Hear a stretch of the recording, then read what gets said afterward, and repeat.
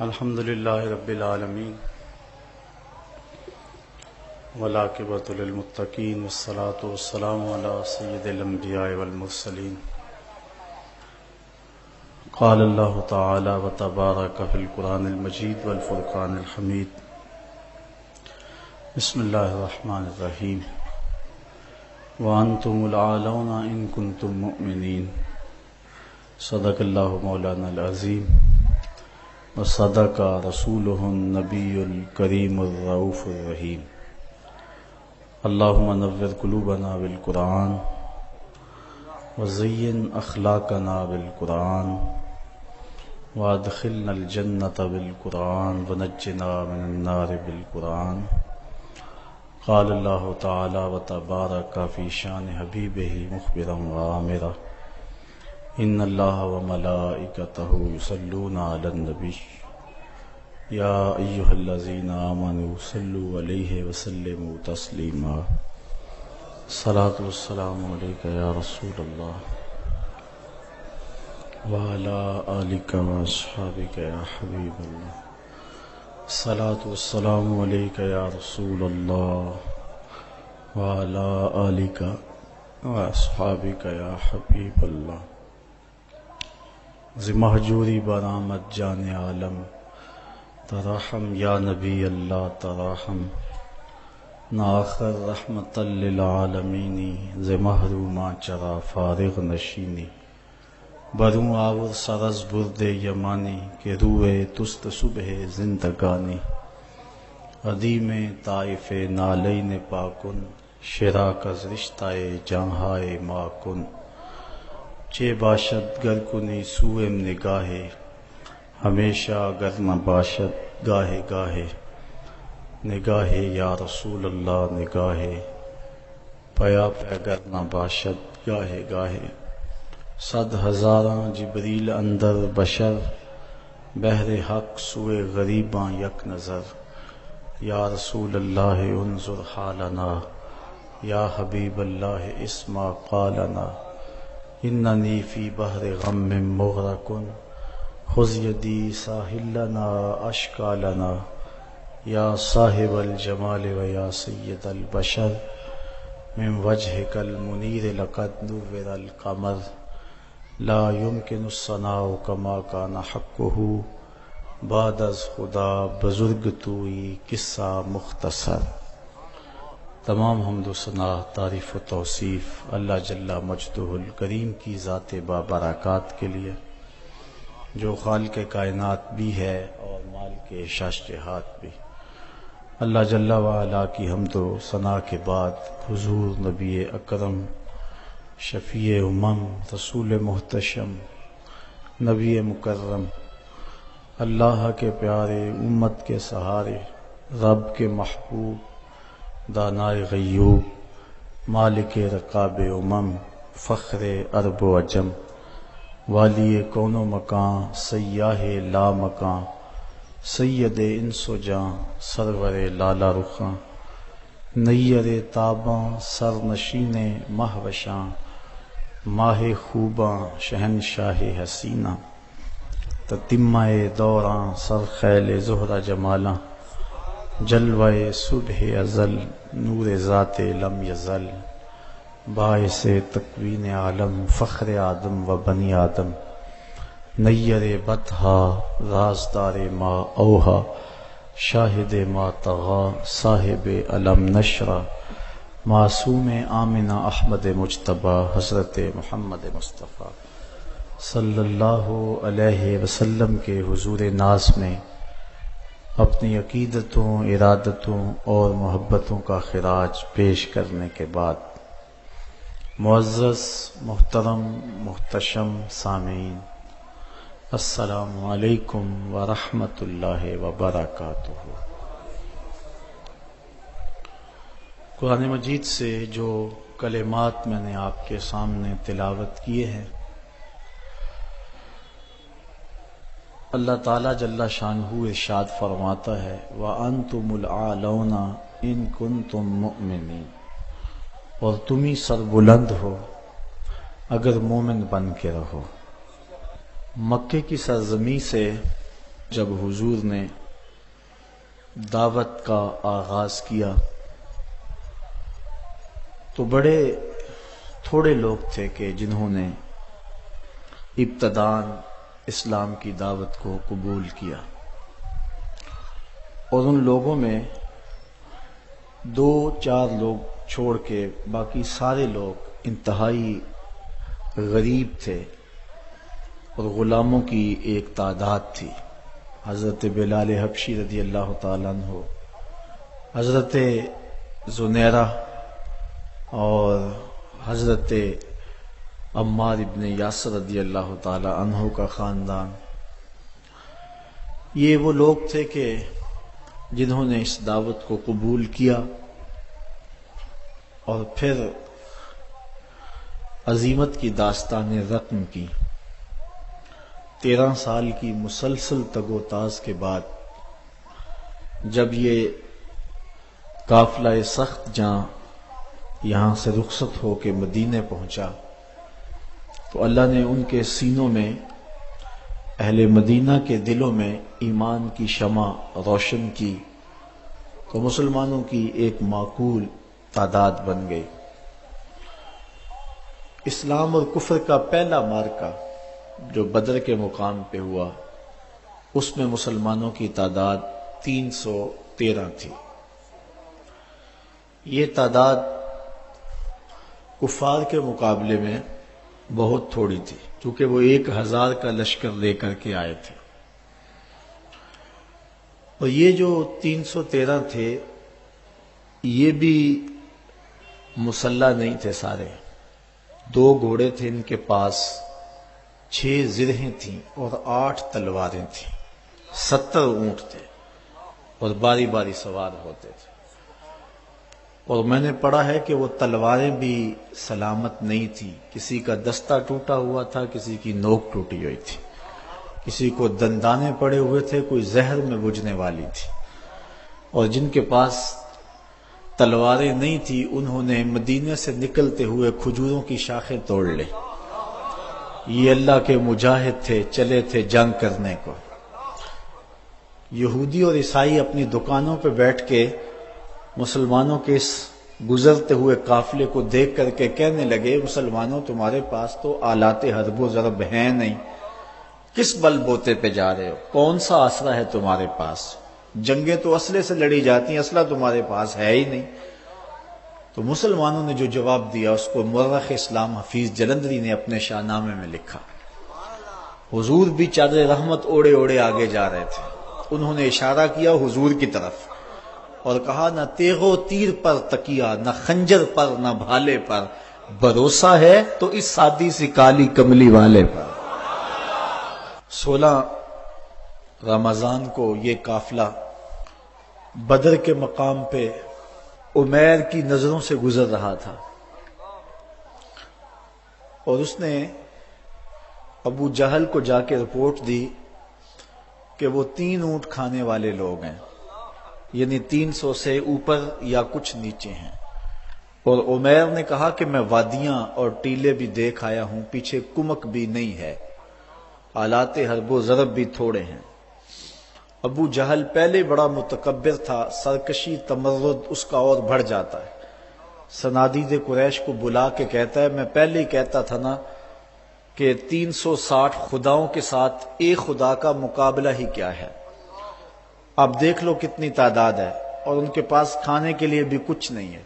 صبح لڑائی لڑوئی کوئی نہیں ہونی، رسیاں اکٹھی کرو، انہیں پکڑیں گے، اونٹوں سے باندھیں گے، جکڑیں گے اور لے جائیں گے مکے میں، دنیا کو ان کا تماشا دکھایا کریں گے۔ یہ ایک نیا دین لے کے آئے تھے۔ رعونت بھرے جب اس نے یہ جملے کہے تو عمیر جو اپنی آنکھوں سے مسلمانوں کو دیکھ کر کے آیا تھا، اس نے کہا میری ایک بات بھی سن لو۔ اس نے کہا کہ اے قریش کے سردارو، تم یہ مشاورت کر رہے ہو کہ رسیاں اکٹھی کرو، صبح لڑائی نہیں ہونی، ان کو پکڑیں گے اور جکڑیں گے، لیکن میں تمہیں مشورہ یہ دیتا ہوں کہ رات کی تاریکی میں بھاگ سکتے ہو تو بھاگ جاؤ۔ اس قوم سے لڑنا تمہارے بس کا روگ نہیں ہے جو مرنے کے لیے آئی ہے۔ اب سنیے لفظ عمیر کے جو ابن حشام نے لکھے ہیں۔ اس نے کہا وَلَٰكِنْ رَأَيْتُ يَا مَعْشَرَ قُرَيْشٍ، المنایا تحمل البلایا، اے قریش کے سرداروں تکبر میں نہ آؤ، میں نے اپنی ان آنکھوں سے دیکھا ہے یثرب کی اونٹنیاں اپنی پشتوں پہ نری موتیں اٹھا کے لے آئی ہیں، اور وہ زخمی سانپوں کی طرح پیچو تاب کھا رہے ہیں، کل ان میں سے کوئی مرے گا نہیں جب تک تم میں سے ایک ایک کو لڑ نہیں جاتا، اور اگر اتنے بندے تمہارے مر جائیں تو پھر تمہارے جینے پہ بھی افسوس۔ تم کہتے ہو رسیاں اکٹھی کرو، میں کہتا ہوں رات کی تاریکی سے فائدہ اٹھاؤ اور بھاگ جاؤ۔ پھر اگلے دن عظیمت کی جو داستان حضور کے غلاموں نے رقم کی، میرے رب نے بھی اس کو یوم فرقان کہا۔ 5000 فرشتہ اترا، اللہ کی مدد نازل ہوئی۔ حضرت صدیق اکبر فرماتے ہیں حضور مسجد عریش میں ہیں اور بار بار کہتے ہیں ایسی دعا نہ آج تک کسی نے مانگی ہے اور نہ کوئی مانگ سکتا ہے، ناز والی دعا، اللہم ان تہلک ہذہ العصابہ لم تعبد فی الارض ابدا، اے اللہ میں نہیں کہتا کہ ان کو بچا لے، لیکن پوری کائنات میں تیرے نام لینے والے بس یہی 313 ہیں، میں نہیں کہتا تو انہیں بچا لے، لیکن مالک سن لے اگر یہ نہ رہے تو قیامت تک تجھے بھی رب کوئی نہیں کہے گا۔ اللہ اکبر۔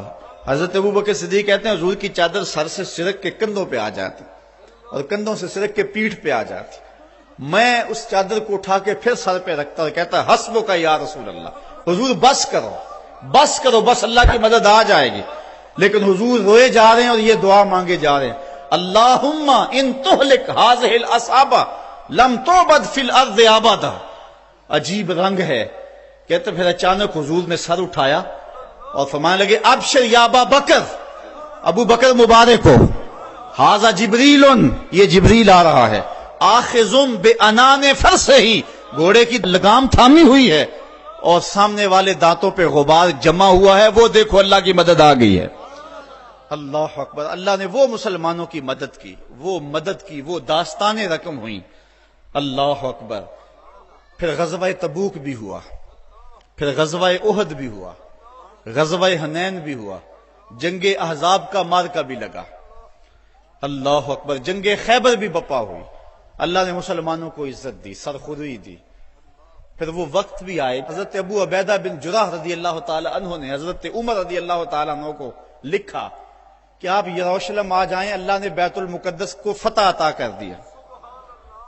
اللہ نے یہ لمحے بھی مسلمانوں کو نصیب فرمائے کہ حضرت عمر کے دور میں بیت المقدس کی آزادی کا مجدہ ملا، اور حضرت ابو عبیدہ بن جراح اپنے 4 سپہ سالاروں کے ساتھ جابیہ کے مقام پہ حضرت عمر کا استقبال کرنے کے لیے کھڑے تھے، اور یہودی اور عیسائی بھی مسلمانوں کے امیر کو دیکھنے کے لیے بے تاب تھے۔ جب حضرت عمر رضی اللہ تعالی عنہ مدینے سے چلے نا تو آپ نے ایک غلام ساتھ لیا اور ایک اونٹنی لی اور سواری باری باری کرتے تھے۔ جب قریب آیا نا یروشلم تو غلام کی باری اوپر سوار ہونے کی، حضرت عمر کی نکیل پکڑنے کی آ گئی۔ غلام نے عرض کی حضور میں اپنی باری چھوڑتا ہوں چونکہ اب دشمنوں کا علاقہ آ گیا ہے، تو حضرت عمر رضی اللہ تعالیٰ نے فرمایا نہیں میں نکیل پکڑوں گا۔ جب مسلمان قریب آئے نا اور حضرت عمر کو دیکھا تو یہودی عیسائیوں نے نہیں دیکھا ہوا تھا حضرت عمر کو، تو کہا اس کی تو بڑی دعائی تھی، ہم سمجھتے تھے کوئی قریشی سردار ہوگا، یہ تو غلام ہے، کوئی اس سے زیادہ حسین تو اس کا نوکر ہے جو نکیل تھامے آگے چل رہا ہے، یہ کیسا ہے مسلمانوں کا امیر؟ تو مسلمانوں نے کہا تم دھوکہ کھا رہے ہو، ہمارا امیر وہ نہیں ہے جو سواری پہ سوار ہے، ہمارا امیر وہ ہے جو نکیل تھامے آگے آگے چل رہا ہے۔ فقط اسلام دنیا میں یہ منظر پیش کرتا ہے کہ آقا چل دیے پیدل، سواری پہ غلام آیا، یہ اسلام نے صرف منظر پیش کیا۔ حضرت عمر جب قریب آئے تو حضرت ابو عبیدہ بن جراح رضی اللہ تعالیٰ عنہ کو بلایا اور بلا کہا کہ ان لشکروں کو پیچھے بھیج دو، یہ جو استقبال کرنے ہیں انہیں پیچھے بھیج دو، اور ان کے گلے میں باہیں ڈالیں، اور حضرت عمر رو پڑے اور پھر کہا ذرا آؤ نا کسی ایک طرف چلیں۔ اب جدھر جائیں تو لوگ دیکھ رہے تھے، ایک درخت کی اوٹ میں حضرت عمر کھڑے ہو گئے اور حضرت ابو عبیدہ بن جراح امین الامہ، اللہ اکبر، ان کے گلے میں باہیں ڈال کر کے حضرت عمر روئے، اور رو کے حضرت عمر نے کہا کیا، سنو ذرا لفظ، کہا انا کنا اذل قوم فاذن اللہ بالاسلام، کہا ابو عبیدہ ہم ذلیل لوگ تھے، ہمیں محمد عربی کے جوڑوں نے عزت دی ہے، ہم غریب لوگ تھے، ہم ذلیل لوگ تھے، ہمیں عزت دی ہے تو محمد عربی کی غلامی نے دی ہے اللہ. اور اقبال نے اسی فلسفے کو جو ہے وہ نچوڑ کے رکھ دیا. وہ کہتا ہے کی محمد سے وفا تو نے تو ہم تیرے ہیں, یہ جہاں چیز ہے کیا لوح و قلم تیرے ہیں. وہ کہتا ہے تو میرے پیارے محمد کا ہو جا, سارا زمانہ تیرا ہو جائے گا. اللہ اکبر. حضرت عمر رضی اللہ تعالیٰ عنہ مسجد اقصی میں گئے اور جا کہتے این البلال, بلال کہاں ہے؟ بلال حبشی آئے, فرمایا بلال اذان پڑھو. حضرت بلال نے کہا کہ مجھے معاف کیجئے, یہ کسی اور کو کہیے. تو لوگوں نے کہا بلال اللہ کا خوف کرو, امیر المومنین کی بات مانو. حضرت بلال حبشی بوڑھے ہو چکے تھے اس وقت. آپ کھڑے ہو گئے صخرہ کے پاس اور اذان دینا شروع کر دی. میں نے روایت میں پڑھا کہ لہجہ دہلتا ہے کہ جب حضرت بلال کی آواز بلند ہوئی نا اذان میں, تو عمر کی آواز چیخوں میں اس سے بھی بلند ہو گئی اور حضرت عمر رو پڑے. حضرت عمر روئے تو سارے صحابہ رو رہے, پوری مسجد اقصی صحابہ کی چیخوں سے گونج رہی ہے. ادھر بلال اذان دے رہے ہیں اور ادھر صحابہ رو رہے ہیں. اور حضرت سیدنا عمر رضی اللہ تعالیٰ عنہ نے کہا فَمَهْمَا نَطْلُبُ الْعِزَّ بغیر ما عزنا اللہ بہ اذلنا اللہ. کہا ہمیں عزت ملی ہے حضور کے صدقے, اور اگر ہم نے حضور کے علاوہ اب کسی اور جگہ سے عزت ڈھونڈنا چاہی نا تو اللہ ہمیں ذلیل کر دے گا, اللہ ہمیں رسوا کر دے گا. تو یہ عزتیں اور یہ مرتبہ و مقام جو امت مسلمہ کو ملا, یہ حضور کی چوکھٹ سے ملا ہے, یہ حضور کے در سے ملا ہے. حضرت عمر واپس پلٹے, عرض تہامہ میں رکے اور پھوٹ پھوٹ کے رونے لگے. کسی نے کہا عمر اتنے جری جوان اور یہ عرض تہامہ اور پھوٹ پھوٹ کے رو رہے ہو؟ تو حضرت عمر فرمانے لگے میرے باپ خطاب نے مجھے کہا تھا کہ یہ 5 اونٹ لائن میں کھڑے کرو, یہی عرض تہامہ تھی. کہتے ہیں میں اونٹ لائن میں کھڑے کرنے لگا تو آگے والا سیدھا کرتا تو پیچھے والا ٹیڑھا ہو جاتا, پیچھے والا سیدھا کرتا تو آگے والا ٹیڑھا ہو جاتا.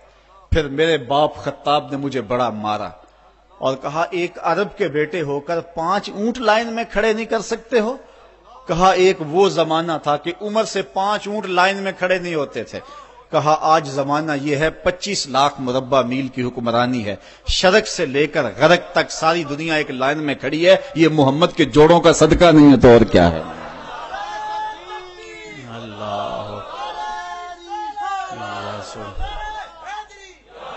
کی محمد سے وفا تو نے تو ہم تیرے ہیں, یہ جہاں چیز ہے کیا لوح و قلم تیرے ہیں.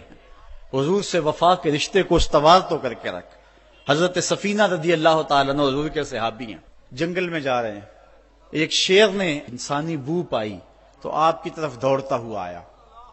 ایک شیر کو آتے ہوئے دیکھ کر کے حضرت سفینہ گھبرائے نہیں ہیں, بلکہ شیر کو کہتے ہیں یا ابا الحارث انا مولا رسول اللہ. اور جنگل کے شیر جانتا نہیں میں کون ہوں, میں حضور کا غلام ہوں. شیر نے دم ہلانی شروع کر دی اور آگے چلنے لگا, اور اس نے زبان حال سے کہا اگر تو حضور کا غلام ہے تو میں تیرا غلام ہوں. تو حضور سے وفا کا رشتہ استوار کر کے تو دیکھ, سارا زمانہ تیری غلامی اختیار نہ کر گیا تو کہنا. حضور سے محبت کا رشتہ استوار کر, تعلق کا رشتہ استوار کر. آج ہماری ناکامی یہ ہے کہ حضور سے ہم دور ہو گئے. اقبال نے اس دکھ کو اپنے انداز میں بیان کیا, اے تہی از ذوق و شوق و سوز و درد می شناسی اسر ما با ماچے کرد, اسر ما ماز ما بیگانہ کرد, از جمال مصطفیٰ بیگانہ کرد. وہ کہتا ہے تو سمجھتا ہے کہ ہمارے ساتھ کیا ہوا ہے؟ ہمارے عہد کی ستم ظریفی یہ ہے کہ اس نے ہمیں ہم سے دور کر دیا. عہد ما ماراز ما بیگانہ کرد, ہمارے دور نے ہمیں ہم سے دور کر دیا. کیوں؟ از جمال مصطفیٰ بیگانہ کر, اس نے ہمیں حضور سے دور ہٹا دیا ہے. ہم سمجھتے ہیں کہ شاید ہم مادی ترقی کریں گے تو دنیا پہ غالب ہوں گے. حضرت عمر کا یہ قول میری آج کی اس تقریر کا نقطہ کمال ہے. آپ فرماتے ہیں اللہ نے جس وجہ سے ہمیں پہلے دن عزت دی تھی, اگر ہم نے اس کو چھوڑا تو ہمیں ذلت ملے گی. اگر اس عزت کے نشان سے وابستہ رہیں گے تو عزتیں ملتی رہیں گی. اور اس فلسفے کو اقبال نے اپنے الفاظ میں یوں بیان کیا کی محمد سے وفا تو نے تو ہم تیرے ہیں. آسمان سے صدا آ رہی ہے کی محمد سے وفا تو نے تو ہم تیرے ہیں, یہ جہاں چیز ہے کیا لوح و قلم تیرے ہیں. قلم بھی تیرے ہاتھ میں دیں گے، لوح بھی تیرے ہاتھ میں دے دیں گے، پھر اپنی تقدیر خود ہی لکھتا رہنا، جو لکھتا رہے گا وہی کرتے رہیں گے۔ بندے سے خود تقدیر پوچھے گی بتا تیری رضا کیا ہے، یہ مرتبہ نصیب ہو جائے گا تجھے۔ اگر ہم حضور سے وفا کے رشتے کو استوار کرتے ہیں تو پھر زمانہ ہمارا باج گزارا ہے، ورنہ در در کی ٹھوکریں ہمارا مقدر۔ یہ تاریخ ساز جملہ مسجد اقصیٰ کو جاتے ہوئے حضرت عمر رضی اللہ تعالیٰ عنہ نے کہا تھا، اے ابو عبیدہ، جس چیز نے ہمیں پہلے دن عزت دی تھی، ہم ذلیل قوم تھے، اگر ہم نے اس چیز سے ہٹ کر کسی اور جگہ سے عزت مانگی تو عزت نہیں ملے گی، اللہ ذلت دے گا۔ اس لیے ہم اگر عزت چاہتے ہیں تو پھر اسی چوکھٹ پہ آنا ہوگا، اور وہ چوکھٹ محمد عربی کی ہے۔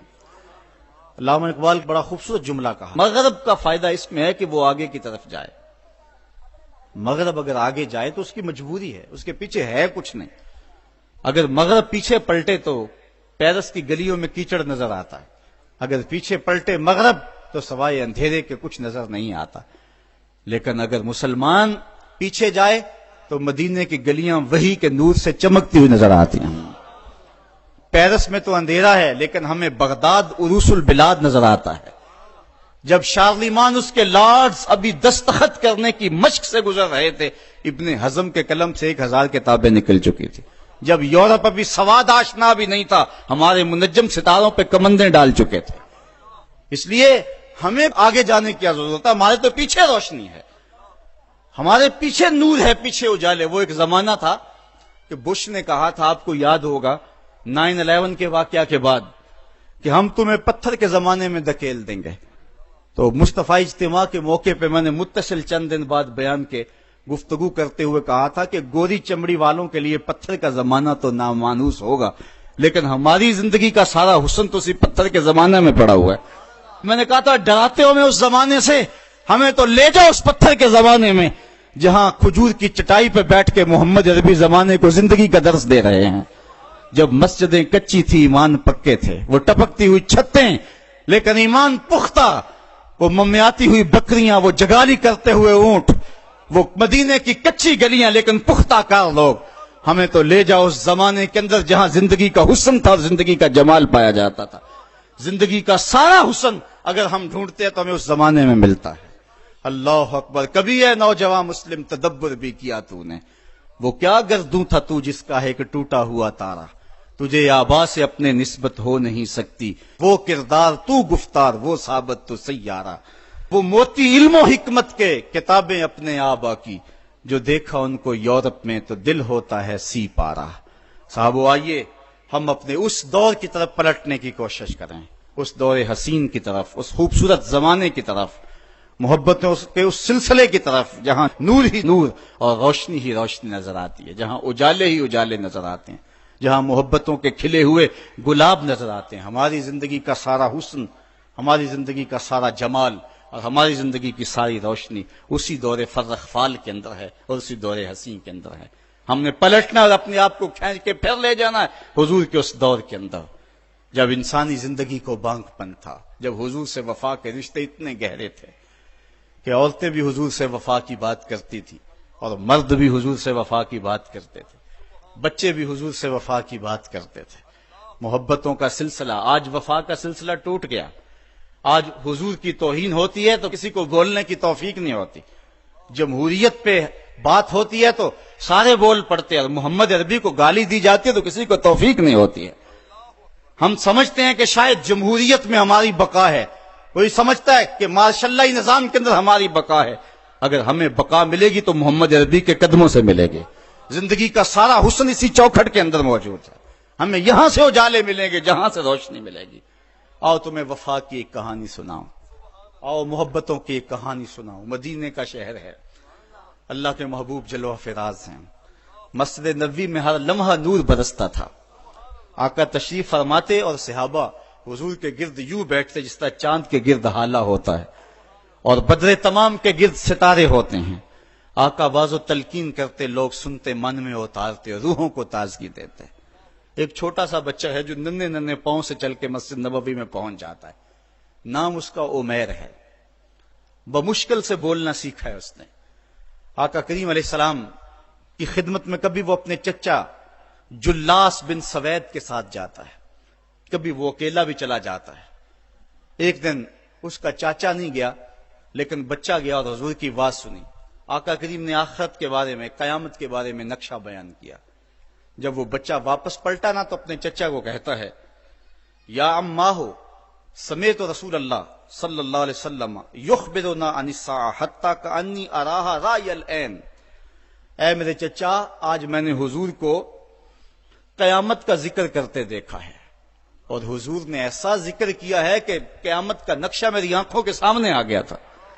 یہ بات جو ہے وہ اس بچے نے اپنے چچا کو سنائی، کیونکہ چچا آج غیر حاضر تھا اور بیٹا چاہ رہا تھا کہ میں اپنے چچا کو بھی حضور کی مجلس سے وہ سنی ہوئی بات بتا دوں اور جو محروم ہو گیا اس کی محرومیاں دور ہو جائیں. لیکن اس کا چاچا جلاس بن سوید ازلی بدبخت تھا.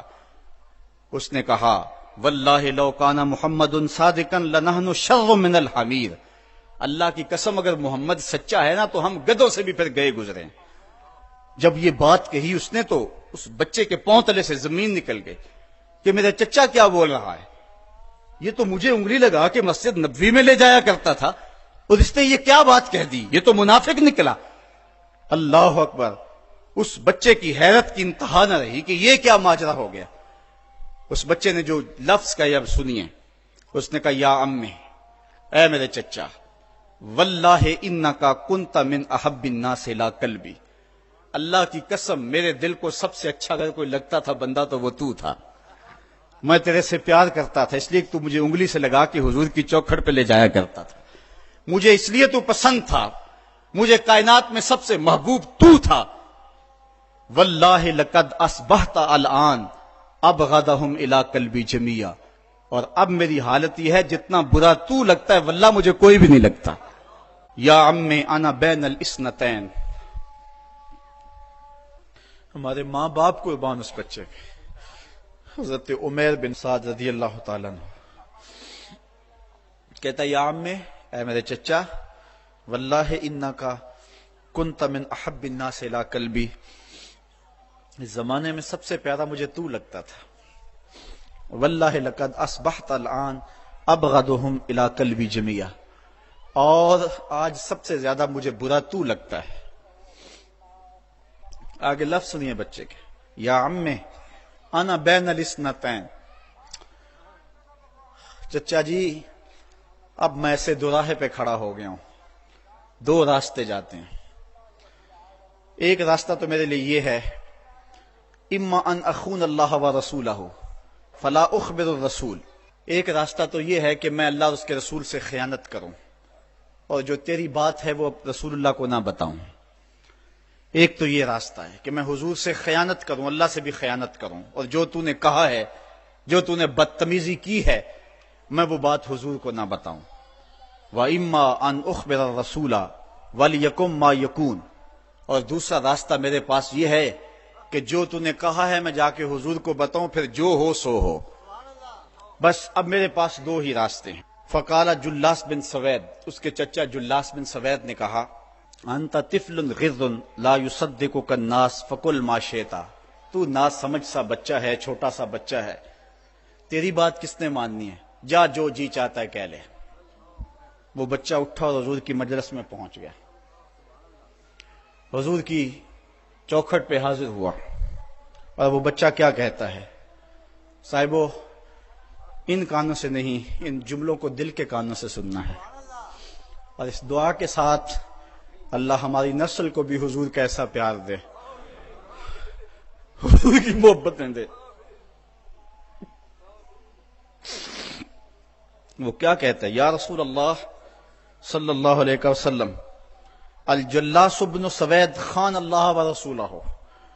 حضور جلاس بن سوید نے اللہ اور اس کے رسول سے خیانت کی ہے. وہو امی، اور میرا چچا لگتا ہے. اگلے لفظ سنیے، وقت تبرأت الی اللہ ثم الیک منہ. حضور میں پہلے اللہ کے حضور پھر آپ کے حضور اس سے بیزاری کا اعلان کرتا ہوں. حضور میرا اس سے کوئی تعلق نہیں ہے، میرا اس سے کوئی واسطہ نہیں ہے. میں اللہ سے بھی کہتا ہوں میرے مالک، میرا چچا سے کوئی تعلق نہیں ہے چونکہ وہ تیرے محمد کا دشمن ہے. حضور میں آپ سے بھی کہتا ہوں کہ میرا میرے چچا سے کوئی تعلق نہیں ہے چونکہ وہ آپ کا دشمن ہے.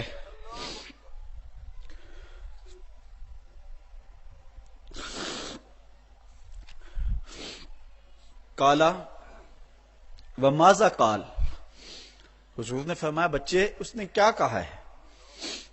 بچے نے ساری کہانی سنا دی کہ میں نے آپ کی تقریر سنی، آپ کی گفتگو سنی اور جا کے بتائی تو اس نے کہا کہ اگر وہ سچے ہیں تو پھر تو ہم گدھوں سے بدتر ہو گئے۔ حضور نے صحابہ کو بلایا، کہا کہ یہ واقعہ پیش آیا ہے، بتاؤ کیا کریں؟ صحابہ نے عرض کی ھذا طفل صغیر لا تصدقه فهو لا یعی ما یقول والجلاس بن سوید یصلی معنا وهو شیخ کبیر وعاقل۔ حضور یہ بچہ چھوٹا ہے، کم عقل ہے، کم سمجھ ہے، یہ تو اپنی بات بھی نہیں صحیح طرح سمجھ سکتا، جو کہتا ہے تو وہ بھی نہیں جانتا، اور جلاس بن سوید بڑی عمر کا آدمی ہے، ہمارے ساتھ نمازیں پڑھتا ہے اور عاقل شخص، تو آپ اس بچے کی بات کی پرواہ نہ کیجیے اور اس کی خبر کی تصدیق نہ کیجیے۔ ادھر جلاس بن سوید کو جب پتا چلا تو اس نے بھی قسمیں کھانی شروع کر دی کہ میں نے تو کوئی بات کہی نہیں ہے، ایک چھوٹے سے بچے نے جا کے ویسے ہی بات کر دی۔ تو حضور نے اس بچے کی بات کو نظر انداز کیا صحابہ کے کہنے پہ۔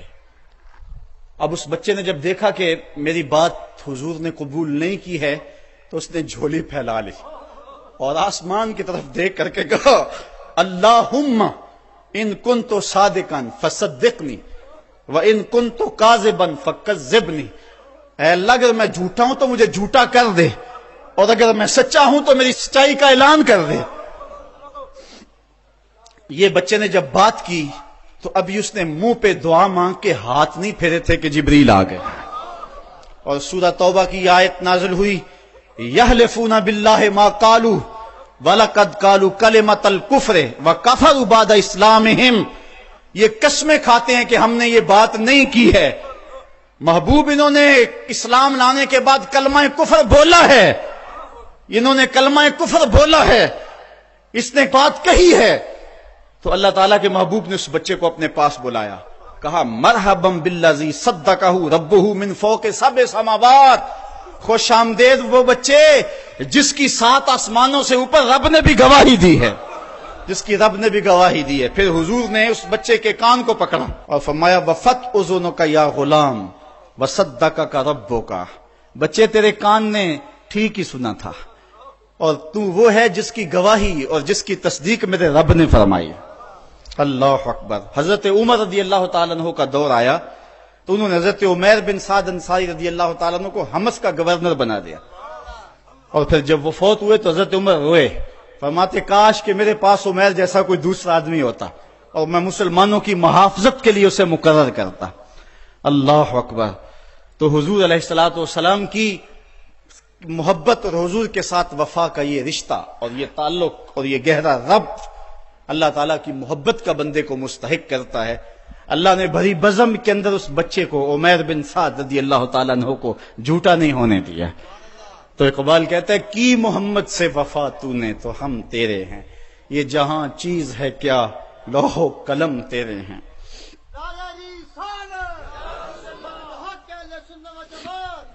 جب اسلام کا نور چمکتا ہے تو ایک بوڑھی عورت جس کا نام ہے زنیرہ یا زنیرہ اسلام قبول کرتی، قبیلہ بنو مخزوم کی لونڈی ہیں، ایک عورت، ایک بوڑھی، ایک لونڈی۔ کافروں نے تو اس کو مشک ستم بنانا شروع کر دیا، لیکن وہ ہے کہ جتنی مار پڑتی ہے اتنا ہی نام محمد کا اور لیتی ہے۔ میں نے کسی جگہ پڑھا اس کی ہڈیوں میں گودا نہیں تھا، اس کے رسول بھرا ہوا تھا، جب اس کا ظالم آقا کوڑے مارتا نا تو وہ کوڑے کی ضرب سے گر پڑتی ہے، اٹھتی ہے تو پھر حضور کا نام لیتی۔ اس کے آقا کو بڑا غصہ آیا، اس نے کوڑے کی رسی اس کے گلے میں ڈالی اور گلے میں ڈال کر کے تاؤ دیے، یہاں تک کہ اس کی آنکھیں باہر آ گئیں، اور جب آنکھیں باہر آئیں تو آنکھوں کی روشنی بھی جاتی رہی۔ تو اس کے آقا نے کہا لات اور عزا نے تیری آنکھوں کا نور چھین لیا۔ تو زنیرہ بولی لات اور عزا کو تو یہ بھی نہیں پتا میری عبادت کون کرتے ہیں، تو میری آنکھوں کا نور کیسے چھینیں گے؟ تو انہوں نے کہا اچھا پھر اگر تو رب کو مانتی ہے تو بلانا اپنے رب کو اور بلا اپنے نبی کو جو تیری آنکھوں کی بینائی واپس کرے۔ تو زنیرہ نے یوں ہاتھ اٹھائے اور عرض کی مالک 2 آنکھیں کیا سب کچھ چلا جاتا، کبھی سوال نہ کرتی، لیکن اب تیرے محمد کی عزت کا سوال ہے۔ मालिक मेरी आंखों की बिनाई वापस कर दे। अल्लाह ने हजरत जुनैरा की आंखों में रोशनी वापस डाल दी। अल्लाह अकबर। हजरत उमर रदी अल्लाह ताला अन्हु भी उन लोगों में शामिल थे जिन्होंने जुनैरा को कोड़े मारे थे। जब इस्लाम लाए ना तो गलियों में नारे मारते फिरते हैं। रास्ते में जुनैरा ने देखा तो रो पड़ी। कहा उमर उस दिन तो बड़े कोड़े मारते थे, आज क्या हुआ?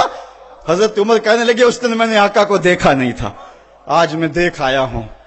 तो इकबाल अपना सारा फलसफा इन दो लफ्जों में निचोड़ रहा है कि की मोहम्मद से वफा तूने तो हम तेरे हैं, ये जहां चीज है क्या लौहो कलम तेरे हैं। अगर हुजूर से ताल्लुक मोहब्बत का और रिश्ता ताल्लुक का उस्तवार हो जाता है तो जिंदगी हसीन और जिंदगी जानदार हो जाती है। और अगर आका से ताल्लुक उस्तवार नहीं होता है, कसरत के बावजूद भी हम जलीलो और रुस्वा होंगे और ये हमारा मुकद्दर है। ये मैंने कहानी आपको उस दौर की सुनाई है जिस दौर में मुसलमानों की तादाद 5-6 से शुरू हुई थी, 313 तक होती हुई 8 साढ़े 8 हजार और फिर आगे बढ़ती चली गई और आज 1 अरब 40 करोड़ इंसान खानमा बर्बाद हैं।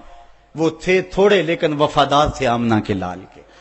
और आज हम कसरत के बावजूद उस जौहर से खाली हो गए हैं और आज जमाने के अंदर रुसवाइयां हमारा मुकद्दर हो चुका है। आज आए, अगर हम चाहते हैं कि आबरू पाएं, अगर चाहते हैं कि हम इज्जत पाएं तो मोहम्मद अरबी की इज्जत का पहरा दें, हुजूर की आबरू का पहरा दें, तो अल्लाह हमारी इज्जत और हमारी आबरू की हिफाजत करेगा।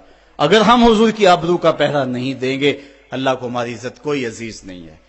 हमारी इज्जतें मोहम्मद अरबी की इज्जत का सदका है, हुजूर के नाम का सदका है हमारी इज्जतें। अगर हम उनके नाम पे अपना सब कुछ लौटा देंगे तो सरखरू हैं, बामुराद हैं, वरना जलील रुस्वा हैं। कि मोहम्मद से वफा तूने तो हम तेरे हैं, ये जहां चीज है क्या लौहो कलम तेरे हैं। व आखिर दावाना अनिल हम्दुलिल्लाहि रब्बिल आफाक के हर हर गोशे में कुरान सुना कर दम लेना, अब रुकना नहीं, अब थमना नहीं। फिरदौस में जाकर दम लेना, आफाक के हर हर गोशे में कुरान सुना कर दम लेना, अब रुकना नहीं, अब थमना